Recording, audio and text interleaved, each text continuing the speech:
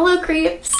Andy here, and today I wanted to talk about the new movie that was just released yesterday, the day before, called A Haunting in Venice. This was based off of this Agatha Christie book called Halloween Party, and so I wanted to do a little bit of a comparison today. There's not a crazy amount to compare, but I did want to just touch on a few things for you. I won't be giving anything away, so you'll still be able to watch the movie and read the book after this video, so don't worry about that. But I did want to talk a bit about both of them. So let's kind of get into it. I'll talk about the movie first, and then I'll talk about the book, and then I'll do some, wrap up at the end and tell you which one I preferred. So let's start with the movie called A Haunting in Venice. So this is about, you'll never guess it, a haunting in Venice. So this movie follows two characters that are familiar to Agatha Christie fans. One of them is called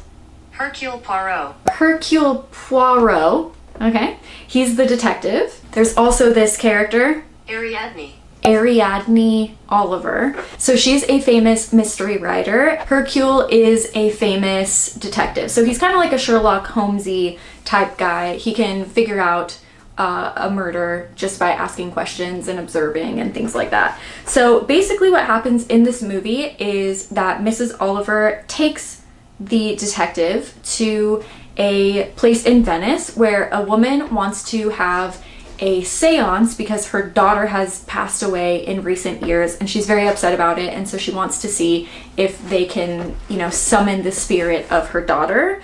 There's also a Halloween party that takes place that night on Halloween for orphan children. And so you get a lot of these really cool masks that the kids are wearing. You also get a little bit of background and folklore on the location, this like manor that they're staying at. It's not called a manor, they call it something else. And they witness this Halloween party for the orphan children, and then they continue on with their seance where Hercule has to be put to work to try to solve a murder. So that's where I'll end that. I'm not going to give too much away. I will say that the movie's not exactly what I thought it was going to be, and I think that it's marketed that way to make you kind of not really know where it's going, and I think it's a lot of fun going in and not really knowing what's going to happen next, and so I don't want to give too much away for you guys. I'll be talking a little bit more about the movie at the end for the wrap up. Let's move on to the book really quick, and then we'll kind of do a little bit of comparison.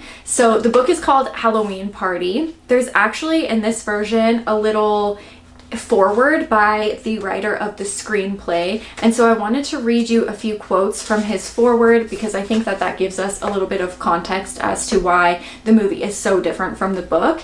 He says, "I took it down," the book Halloween Party, "read it and enjoyed it, but even as the pages flew by, I felt it was an unlikely candidate for a movie as written. This is not judgment on the book's quality. Brilliant novels are often resist strict adaptation. The requirements of a film in length, structure, and immediacy are simply different." He says that, "I confess I stole the sparkling, ingenious premise, a murder at a Halloween party, and killed the rest." And he also says here, what does remain the same is that once again, the detective must hot foot into a small sleepy town to solve a murder. So that's kind of his little introduction. He apologizes to the Agatha Christie fans and just says, he doesn't think that this book would transfer well as written.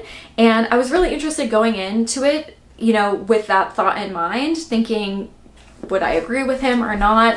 And I 100% agree with him. If this was made into a movie, I don't think it would be all that entertaining, if I'm completely honest. Now, this is not me saying that I don't like Agatha Christie. I actually really enjoy her books. And Then There Were None is my favorite. Is that what it's called? Yeah, And Then There Were None. I like that premise. People trapped on an island, they get killed off one by one, and then they have to figure out who done it.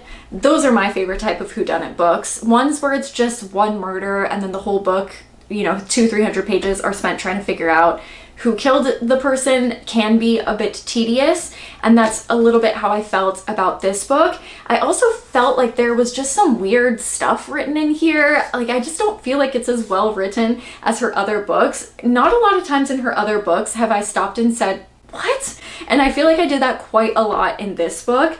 And so yeah, not my favorite book in this instance. Definitely preferred the movie more. And let's just get into what this guy was about. In this book, we still have Mrs. Oliver, the famous writer. She goes to a Halloween party that her friend's daughter is attending. Her friend's attending as well. And it's just a bunch of adults that put it together for the kids, and the kids vary in age. It's like a school party kind of thing, and they do a lot of fun stuff there. And what ends up happening is there's a murder where a young girl is drowned in an apple bobbing tank, which is kind of a funny way to go out. Before she is murdered, she says that she witnessed a murder a few years prior, and so nobody believed her at the party. But once she is murdered, people start to question why she was murdered. So Mrs. Oliver goes to her detective friend Hercule's home and requests his assistance to try to figure out what happened to this young girl named Joyce at the Halloween party. And then we have a few hundred pages where he just goes and he talks to people around town.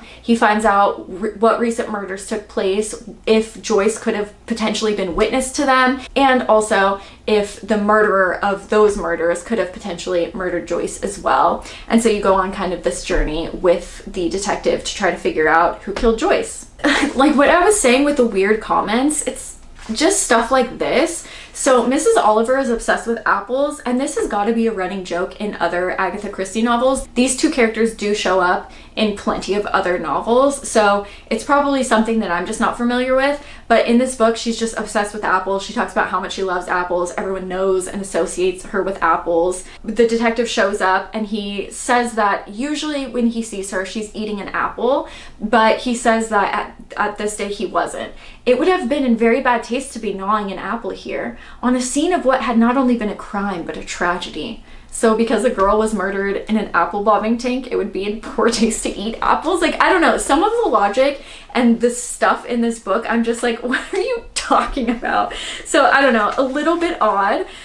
One part that I thought was pretty funny was in the beginning of the book, Miss Oliver is sitting at this party. They're kind of setting up beforehand, and she's just roasting the kids. Like a grown woman is just, she's this internal monologue talking shit about these kids. And she's like, I don't like this girl, she seems annoying. And then here it says, there were two adolescent boys who appear to have just got used to trying out different hairstyles with rather unfortunate results. Like she's just kind of a dick roasting these kids, but I thought that was funny. Another thing I thought was funny too was after Joyce is killed, you know, like in people always joke in shows and stuff, after someone's murdered, they're like, oh, she lit up a room, she was so great. And in this book, everybody's like, oh yeah, she kind of sucked, like she lied all the time, I don't really like her. And I thought that that was pretty funny as well. But yeah, just some weird stuff in here. Some oddly written things, some weird choices that were made.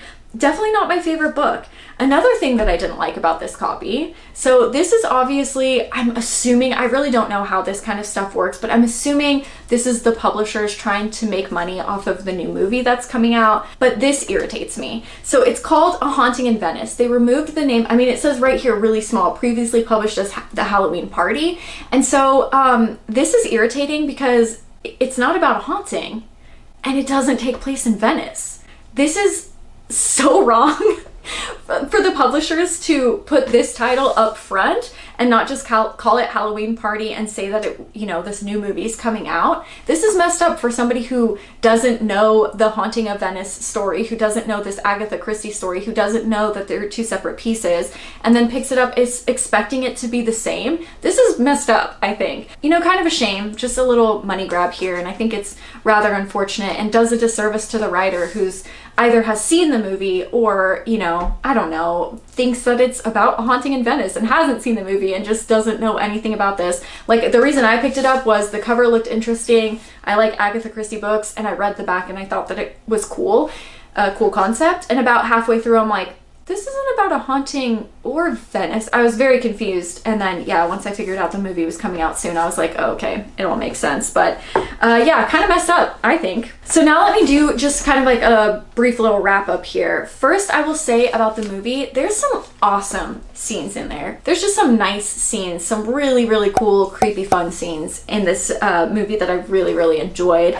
I really liked the setting, and it's almost like a gothic, I was gonna say novel, but a gothic movie where the setting is kind of a character on its own. I think it adds so much to the movie. And yeah, the setting was just fantastic. It is PG-13, and so going into it, I had very, very low hopes. And to be honest, I saw the previews and I didn't want to watch the movie at all. It wasn't until I bought this, realized the movie was coming out soon, and went, well, I'll do a movie first book on it. Then I went to go see it, and I'm so glad that I did, because I much preferred the movie to the book. I also like the detective a little bit more. In the books, he can be a little arrogant. This is how he answers the phone.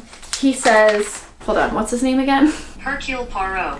Hercule Poirot speaks. That's how he answers the phone. Imagine how douchey that would be. And speaks. Ugh, gross. Anyway, yeah, so he's just kind of a little bit arrogant in the book, and in the movie he is a lot more self-aware. I feel like he does still know that he's good at what he does, but he often jokes about it, and he's just a bit more self-aware. Yeah, and he adds a lot of humor to the movie as well. I do think that there's a thing or two in here that Agatha Christie fans will not like, and something that even threw me for a loop after just reading one of these books.